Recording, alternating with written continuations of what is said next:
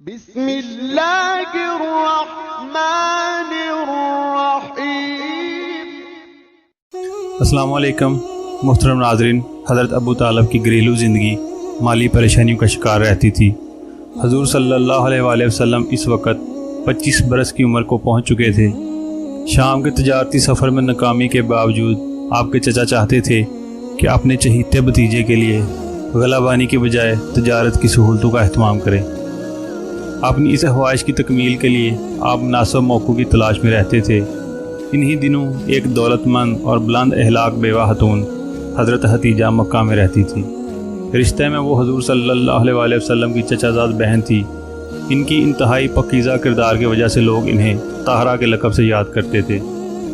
حضرت حدیجہ اپنے تجارتی کاروبار کے سلسلے میں جفاکش اور شریف لوگوں سے اجرت پر خدمت لیا کرتی تھی۔ انہوں نے حضور صلی اللہ علیہ وآلہ وسلم کے اخلاق اور دیانت کے بہت چرچے سن رکھے تھے، چنانچہ انہوں نے آپ کی دیانت اور خدمت سے فائدہ اٹھانے کا سوچا۔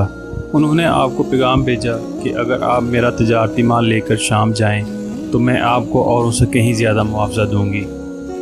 آپ نے اس اچھی کاروباری پیشکش کو قبول کر لیا تو حضرت حدیجہ نے اپنے مال کے ساتھ اپنا غلام بھی آپ کے ہمراہ روانہ کر دیا۔ شام کے علاوہ حضور صلی اللہ علیہ وآلہ وسلم کو تجارت کے لیے معتد اور مشہور مقامات پر جانے کا بھی خاصا تجربہ تھا۔ حضرت حدیجہ نے جہاں جہاں آپ کو تجارت کی غرض سے بھیجا ان میں یمن بھی شامل ہے۔ یمن آپ 2 مرتبہ تشریف لے گئے اور ہر بار واپسی پر حضرت حدیجہ نے آپ صلی اللہ علیہ وآلہ وسلم کو معاوضہ میں 1 اونٹ دیا، مگر حضور صلی اللہ علیہ وآلہ وسلم نے جتنے بھی غیر ملکی تجارتی دورے کیے ان سب میں شام کا دوسرا تجارتی سفر ہر اعتبار سے اہم تر ہے۔ اس تجارتی سفر میں حضور کو دوسروں کی نسبت بہت زیادہ منافع ہوا، مگر کاروباری لین دین کے ساتھ ساتھ حضور صلی اللہ علیہ وآلہ وسلم نے زندگی پر بھی جی بھر کر غور و خوض کیا اور مختلف مذاہب کے کعبر سے بحث و تمیز میں بھی حصہ لیا۔ سفر کے دوران حضرت حدیجہ کا غلام بھی آپ کی فہم و فراست اور محنت و دیانت کا گرویدہ ہو چکا تھا۔ واپسی پر آپ نے سفر کی روایت اور تجارتی منافع کا سارا حساب کتاب حضرت حدیجہ کو پیش کر دیا۔ حضرت حدیجہ آپ کی دیانت اور فراست سے بے حد متاثر ہوئیں۔ بعد میں آپ کے غلام یسرا نے بھی ان سے حضور صلی اللہ علیہ وآلہ وسلم کی بلند اخلاق اور نیک عادات کی تعریف کے پل باندھ دیے۔ میسرا نے تو یہاں تک کہہ دیا کہ سیرت و کردار اور ریاست و ذہانت کے اعتبار سے مکہ کا کوئی بھی نوجوان آپ کا ہم پلہ نہیں ہے۔ یہ ان تمام باتوں سے حضرت حدیجہ کے دل میں حضور صلی اللہ علیہ وآلہ وسلم سے محبت اور عقیدت کی راہ ہموار ہو گئی۔ چرواہی سے تجارت کے سفر نے آپ کی تحلیقی فکر و عمل میں نت نئے تجربوں کا اضافہ کر دیا، اور یوں اس عظیم چرواہے تاجر میں دنیا کے تمام لوگوں کو ایک ایسی معنی ہے تجارت کی رموز و نکات سمجھانے کی بصیرت پیدا ہو گئی جو زندگی کے سب شعبوں میں ہر قسم کے منافع کا باعث تھی۔ حضرت حدیجہ پہلے ہی سے آپ کے حسن و اخلاق اور سحر افری شخصیت کی مداح تھیں۔ خوشگوار کاروباری تجربوں سے ان کے ابتدائی تاثر کو ایک اور پہلو سے مزید تقویت ملی۔ ان سب باتوں کا مجموعی نتیجہ یہ مرتب ہوا کہ وہ مستقل طور پر آپ کے سیرت و کردار کی گرویدہ ہو گئی۔ آپ سے ان کی بڑھتی ہوئی عقیدت محبت کے جذبوں میں پروان چڑھتی گئی۔ حضرت حدیجہ خالد بن اسد کی چہیتی بیٹی تھی۔ ان کی پہلی شادی ایک نوجوان ابو حالہ سے ہوئی تھی۔ ان کے ہاں 2 بچے پیدا ہوئے تھے، مگر کچھ عرصہ بعد ابو حالہ وفات پا گئے۔ اس کے بعد انہوں نے مکہ کے ایک مشہور تاجر سے شادی کر لی۔ ایک بچی کی ولادت کے بعد وہ بھی انتقال کر گئے۔ جب حضرت حدیجہ سے حضور صلی اللہ علیہ وآلہ وسلم کے کاروبار مراسم کی راہ ہموار ہوئی تو اس وقت وہ ایک 40 سالہ بیوہ تھی۔ وہ جسمانی اور اخلاقی اعتبار سے بے حد پرکشش اور پروکار دکھائی دیتی تھی۔ حضرت حدیجہ صرف جسمانی طور پر ہی صحت مند نہ تھیں، بلکہ ان کے اخلاق و عادات کے شہرہ زبان زد عام تھا۔ چنانچہ اس غیر معمولی اخلاقی پاکیزگی کی وجہ سے انہیں مکہ بھر میں طاہرہ یعنی پاکیزہ خاتون کے معزز لقب سے یاد کیا جاتا تھا۔ قبیلہ قریش کے کئی چوٹی کے سرداروں نے آپ سے شادی کی خواہش کا اظہار کیا تھا، مگر آپ نے ان سب تجویزوں کو مسترد کر دیا۔ انہیں حضور صلی اللہ علیہ وآلہ وسلم کی اعلیٰ ظرفی اور حسن اخلاق ہی متاثر کر سکے تھے۔ حضرت حدیجہ کی طرح حضور صلی اللہ علیہ وآلہ وسلم بھی اپنی غیر معمولی دیانت و امانت کی وجہ سے امین یعنی قابل اعتماد معزز لقب سے شہرت حاصل کر چکے تھے۔ اسی لیے طاہرہ نے امین ہی سے شادی کا تہیہ کر لیا۔ اس زمانے کی مروجہ رسم و رواج کے مطابق عورتوں کو اپنے ازدواجی معاملہ طے کرنے میں مکمل خود مختاری حاصل تھی۔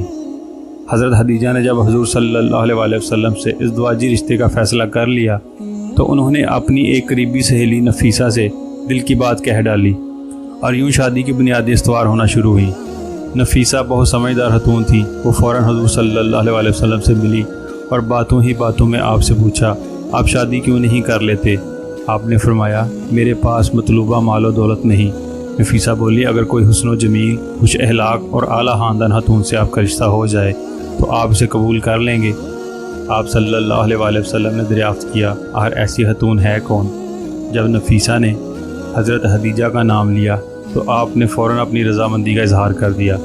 بات پکی ہو گئی تو تمام ابتدائی مراحل بھی طے ہوتے چلے گئے۔ شادی کی حتمی تاریخ مقرر ہو گئی۔ حضور صلی اللہ علیہ وسلم اپنے عزیز و اقربا کو لے کر خدیجہ کے گھر تشریف لے گئے۔ دولہا میاں کے ساتھیوں میں حضرت ابو طالب اور حضرت حمزہ جیسی بلند شخصیات بھی شامل تھیں۔ حضرت خدیجہ کے ہاں ان کے رشتہ دار اور احباب خاندان پہلے ہی مدعو تھے۔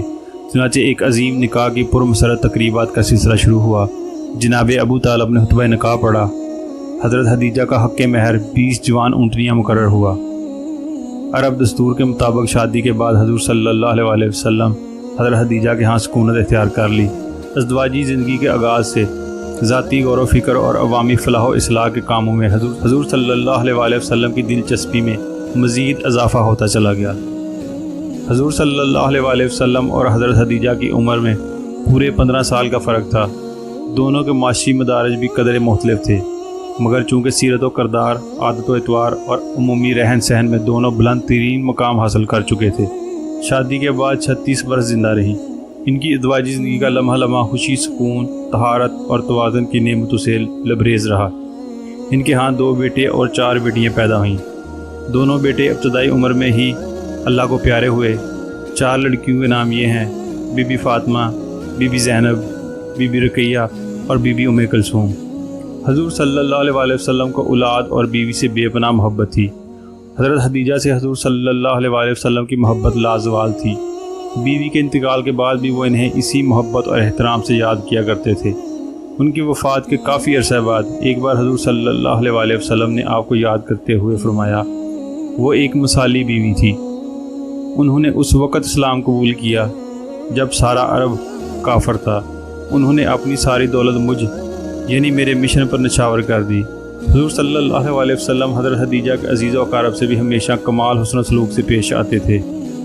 چنانچہ ان کے وفات کے بعد جب بھی ان کے رشتہ دار یا سہیلیاں آپ کی خدمت میں حاضر ہوتی تو آپ ان سے انتہائی احترام، شفقت سے پیش آتے۔ پیغمبر اکرم صلی اللہ علیہ وسلم کی سب سے بہترین زوجہ حضرت خدیجہ یعنی حضرت فاطمہ سلام اللہ علیہ کی مادر گرامی تھی، کیونکہ حضرت خدیجہ وہ پہلی خاتون تھی جو پیغمبر اکرم صلی اللہ علیہ وسلم پر ایمان لائی، نماز پڑھی اور اسلام میں وحی و نبوت کی احادیث کی راوی تھی۔ انہوں نے اسلام کی شدید سختیوں اور پریشانیوں میں پیغمبر اکرم صلی اللہ علیہ وسلم تسلی اور ہمت دی اور اپنا مال خرچ کرنے میں دریغ نہیں کیا، اور آپ کو جو قدرت اور شہرت حاصل تھی اس کے ذریعے اپنے شوہر کی ہر طرح سے مدد کی۔ حضرت خدیجہ کا مقام و مرتبہ اس قدر بلند و بالا تھا کہ خداوند عالم نے جبریل کے ذریعے ان کو سلام کہلوایا اور آپ کو بہت عظیم ثواب کا وعدہ دیا، ایسا عظیم ثواب جو آج تک کسی گزشتہ صحابی کو نہیں ملا تھا۔ حضرت خدیجہ کے لیے مریم کی طرح آسمانی دسترخواں نازل ہوتا تھا، جیسا کہ بخاری نے اپنی صحیح میں ابو ہریرہ سے روایت کی ہے کہ جبرائیل پیغمبر اکرم صلی اللہ علیہ وسلم پر نازل ہوئے، ایک جنتی برتن میں جنتی کھانے لائے اور کہا، یا رسول اللہ، یہ دسترخواں خداوند عالم کی طرف سے حضرت خدیجہ کے لیے ہے، اور ان کو میرا سلام کہنا اور ان کو خوشخبری دینا کہ تمہارے لیے جنت میں ایک ایسا محل ہے جس میں کوئی شور اور سختی نہیں ہے۔ حضور صلی اللہ علیہ وسلم کے ازواج میں حضرت خدیجہ کو جو برتری حاصل تھی اس کی حضرت عائشہ نے بھی وضاحت فرمائی۔ حضرت عائشہ کہتی ہیں کہ میں نے حضرت خدیجہ سے زیادہ کسی اور عورت سے رشک نہیں کیا، کیونکہ حضور صلی اللہ علیہ وسلم ان کو بہت زیادہ یاد کرتے تھے اور ان پر درود بھیجتے تھے۔ میں نے حضور صلی اللہ علیہ وسلم سے عرض کیا، قریش کی بوڑھی عورتوں میں سے ایک بوڑھی عورت کو اس قدر کیوں یاد کرتے ہو جبکہ وہ مر گئی ہے اور ان کے کوئی نشانی باقی نہیں ہے، اور خداوند عالم نے آپ کو ان سے بہتر زوجہ نصیب کی ہے۔ میں نے جب یہ بات کہی تو رسول خدا کا چہرہ اس طرح متغیر ہو گیا جس طرح نزول وحی کے وقت متغیر ہوتا تھا۔ آپ نے فرمایا، نہیں، اللہ نے ہرگز مجھے ان سے بہتر زوجہ نہیں دی ہے۔ جس وقت لوگ میرا انکار کر رہے تھے وہ ایمان لائی، جس وقت لوگ مجھے جھٹلا رہے تھے اس وقت انہوں نے میری تصدیق کی، جس وقت لوگ مجھے اپنے پاس سے ہٹا رہے تھے اس وقت انہوں نے اپنے مال سے میری مدد کی، اور اللہ نے مجھے ان سے اولاد عطا کی۔ اسی طرح پیغمبر اکرم صلی اللہ علیہ وآلہ وسلم بہت سی روایات میں ذکر ہوا ہے کہ حضرت خدیجہ جنت کی عورتوں میں سب سے بہتر ہیں۔ محترم ناظرین، اگر آپ کو آج کی ہماری معلوماتی ویڈیو اچھی لگی ہو تو ہماری اس ویڈیو کو لائک اور شیئر کر دیں، اور ہمارے اسلامی و اصلاحی چینل کو سبسکرائب کر دیجیے۔ اللہ ہم سب کا حامی و ناصر ہو۔